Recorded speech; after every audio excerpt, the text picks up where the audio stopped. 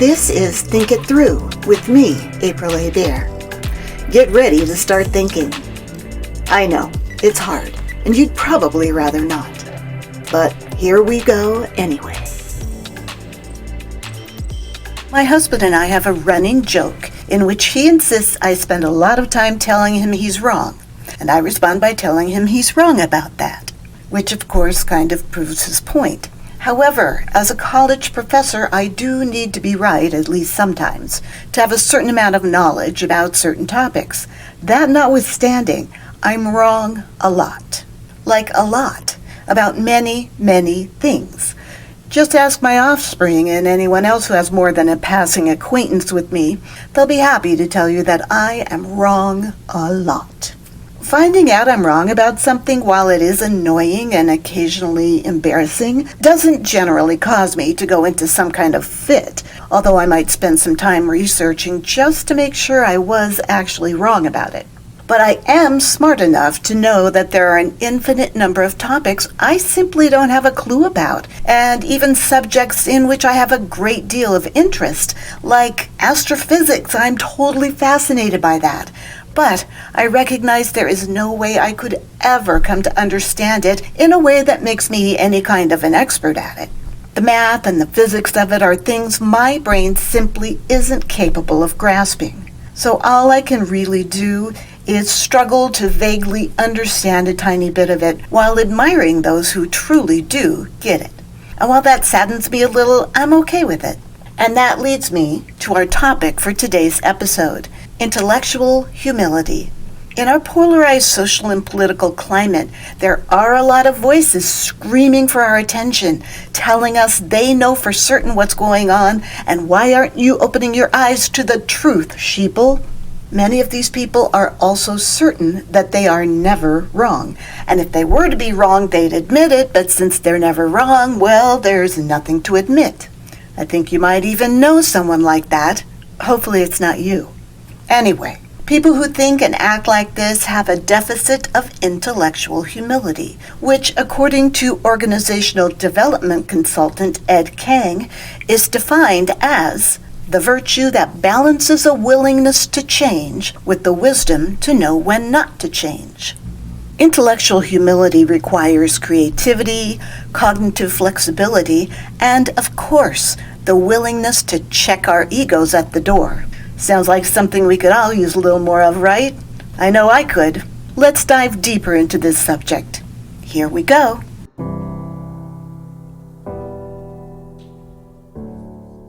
Here's another definition of intellectual humility from the John Templeton Foundation website. Intellectual humility is a mindset that guides our intellectual conduct. In particular, it involves recognizing and owning our intellectual limitations in the service of pursuing deeper knowledge, truth, and understanding. Science reporter Brian Resnick says in a Vox article that intellectual humility is simply the recognition that the things you believe might in fact be wrong. But he says we shouldn't confuse it with overall humility or bashfulness. As he says, it's not about being a pushover. It's not about lacking confidence or self-esteem. The intellectually humble don't cave every time their thoughts are challenged. Resnick explains how intellectual humility works by likening it to the scientific method, in which scientists do their best to rule out any other alternative explanations before determining what is truly likely to be the case. It takes intellectual humility to be willing to look for evidence that the thing you think is true may not be. But without that commitment, we would never come to the kinds of good, solid conclusions that move scientific knowledge forward. So what are the components of intellectual humility? Writer, speaker, and corporate trainer Shane Snow says there are 4 of them. The first component is to have respect for others. Now, right away, this one's tricky, isn't it? I mean, what if someone has a belief that's, to your mind, ridiculous or even dangerous? Think of it this way. Respecting others does not mean accepting their beliefs as true. It simply means that we need to be tolerant and understanding of those who hold beliefs that are different from ours. You can say, I disagree, But you also need to realize that the other person has their own reasons for believing as they do. It's not the same thing as acquiescing to their beliefs, especially if those beliefs include marginalizing others or condoning violence. Grief recovery specialist Luz Yvonne Ream says, "Every person deserves respect, and when someone holds a different opinion in goodwill, that goodwill also deserves respect." I think goodwill is the key here. The second component is don't be intellectually overconfident. Science writer Kate Horowitz says that overconfidence can stunt your intellectual growth. Don't get me wrong, being confident in yourself is great. However, overconfidence can make you less likely to challenge or push yourself intellectually, and that can lead to you falling victim to the Dunning-Kruger effect, which I've discussed in previous episodes. The Dunning-Kruger effect happens when someone has an unrealistic or overinflated belief about their level of knowledge and expertise on a topic, and that makes them unable to see their true level of understanding about it. People who fall victim to this are just as likely, and sometimes even more likely, to dole out advice or opinions on a topic than someone with actual expertise. They are also less likely than a real expert to acknowledge when they might be wrong. And this tendency is the opposite of how we should be reacting. According to an article by Claire Garcia on the website concise.com, we should remember that people who acknowledge their intellectual limitations are more open to acquiring new information and, by extension, new knowledge. The third component is to separate your ego from your intellect. This follows naturally from the last component. Overconfidence certainly can arise from the connection between our ego and our intellect. We all have a natural and deep-seated need to be right. Nobody wants to be wrong. Often when information challenges our deeply held beliefs, it feels almost painful. We can get defensive, even angry. That's because those kinds of beliefs are tied to our identities, and that's what our ego is there to protect. Dr. Greg Enriquez writes in Psychology Today that ego is, to put it simply, the part of you that is engaged in self-justification. Sean Snow says that discussions on topics that are tied to identity are very difficult to make productive, but because those topics tend to be important not just to us, but to society at large, it's important that we learn to separate our ego from our intellect so that we can discuss these topics without wanting to kill each other. Finally, the last component is that we should be willing to revise our viewpoints. And yes, this is very difficult to do because of all the things I just talked about. We have, as Elizabeth Svoboda, a writer for Greater Good magazine, says, a strong drive to hold on to pre-existing beliefs and convictions, and depending on the circumstances, changing them can exact a high personal toll. Lots of people continue to hold on to beliefs, even though they might have reservations about them, because they know that speaking out against those beliefs would mean they might lose their family, friends, and the support of their community. Also, changing your mind just has a really bad rap. We consider the ideal person to be someone who's decided what's right and sticks to that their whole life no matter what. And sure, that's commendable, except when you come to the realization that what you thought was true actually might not be. The ability to change one's mind and admit that we were wrong, she says, ultimately boils down to an issue of character, of our ability to transcend our ego, to see it not as uncertainty, but as a commitment to the truth. Okay, so those 4 things are all really important, but hard to accomplish. What are some ways that we can work to become more intellectually humble? Let's look at how we can have respect for others' viewpoints by first looking at why it's so difficult. I really think the main reason is this. You might be afraid that by showing respect for a person whose viewpoint you find incorrect, you're somehow validating that viewpoint or making the other person think that it's somehow okay, when that's not what you think about it. But Immediately condemning someone's viewpoint may not be the best way to handle things. Psychologist Matthew Buckley says that not immediately jumping in and declaring your opposition to someone's beliefs is much more likely to lead to an interesting and enlightening discussion. If you say, "You're wrong," or "That's stupid," or "I can't believe you would think that," you're not likely to gain anything from the encounter, and you might even lose a friendship. But if you say something like, "I wonder, why do you feel that way?"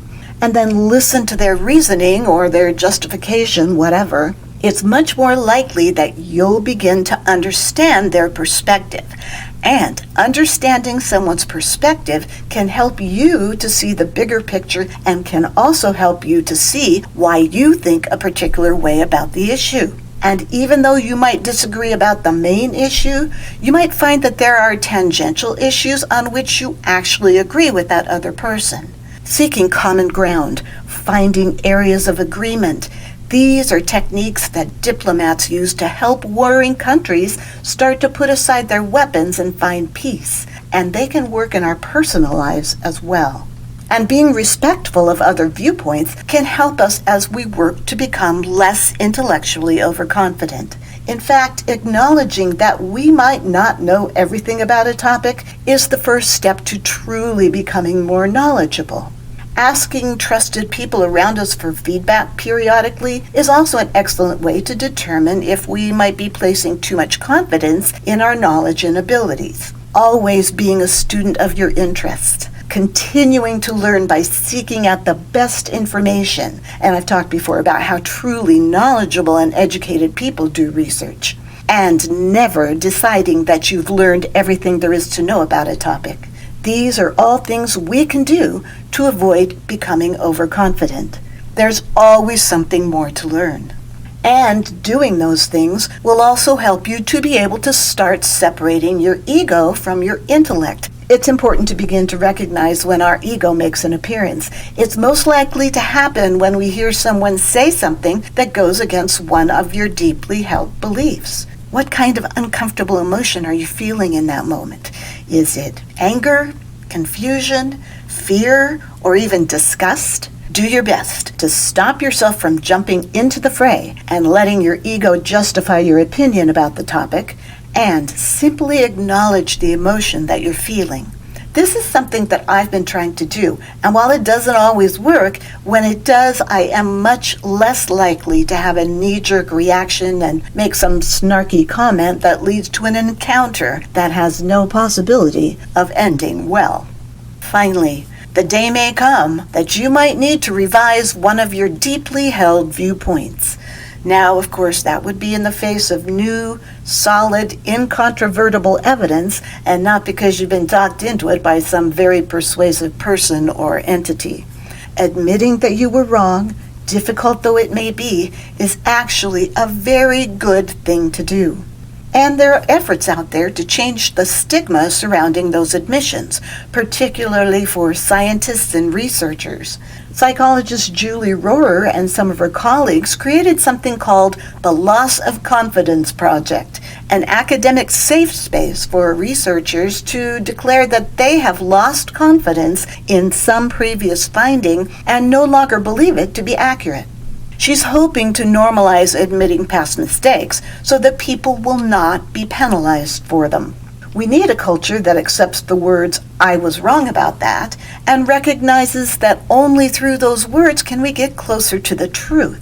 It's possible that, depending on the circumstances, some of your acquaintances or even a troll mob on social media might try to shame you for admitting you were wrong. But frankly, it's highly unlikely those people are acting with goodwill when they do that. They are attempting to perpetuate the belief that admitting wrongness is a weakness and trying to make themselves look better by comparison because they haven't changed their mind.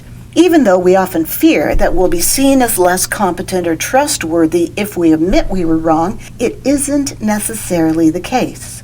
Social psychologist Adam Federman found in several studies that wrongness admission isn't generally judged harshly by most people, despite the efforts of a few people to turn humility into humiliation. According to him, when we do see someone admit that they are wrong, the wrongness admitter is seen as more communal, more friendly. He says that it's almost never the case in his studies that when you admit you're wrong, people think you're less competent. So difficult as it is for your ego to admit wrongness, on balance, it is far more positive than negative.